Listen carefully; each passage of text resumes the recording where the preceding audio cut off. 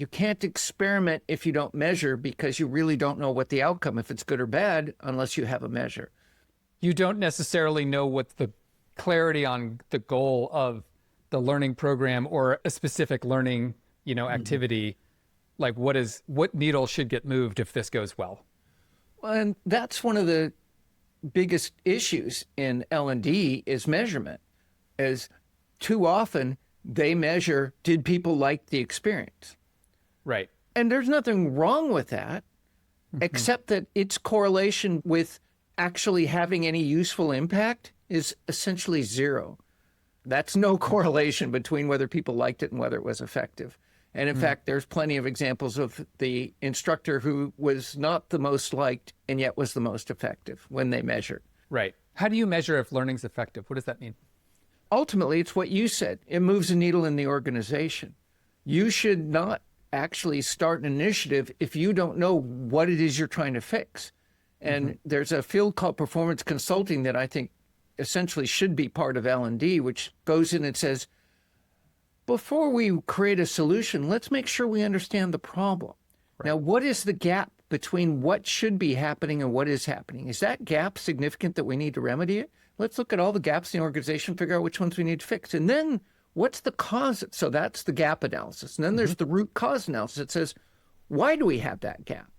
Is it in wrong incentives? Courses aren't going to fix that. Performance support isn't going to fix that. We need to change the incentive program. Is people just don't have all the resources they need to do the job? We have backlogs of stuff. Courses aren't going to fix that either. Now, maybe it's knowledge.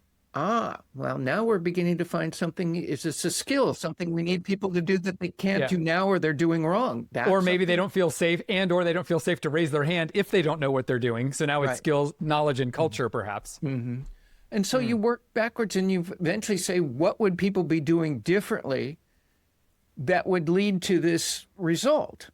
And then you look to see, are people doing this differently? And then you work back and say, are we training them to do it differently?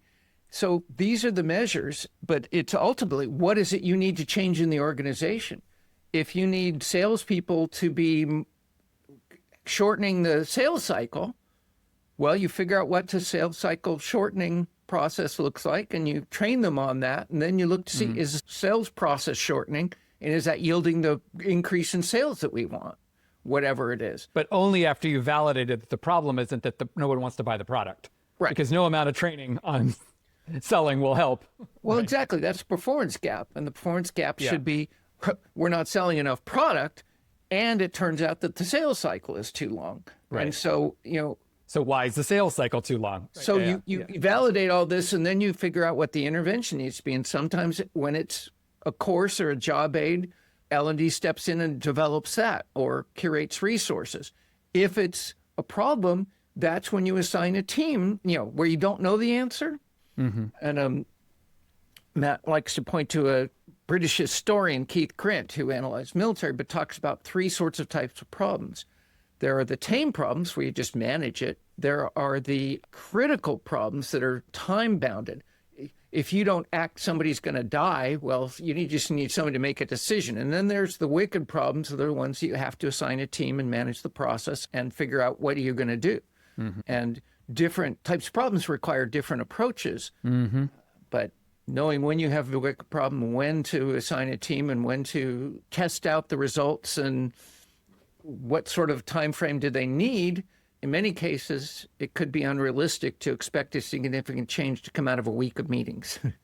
So we're kind of working upstream from learning to organizations getting better at classifying and diagnosing problems correctly, so that the solution to every performance problem doesn't become training or learning or something like that.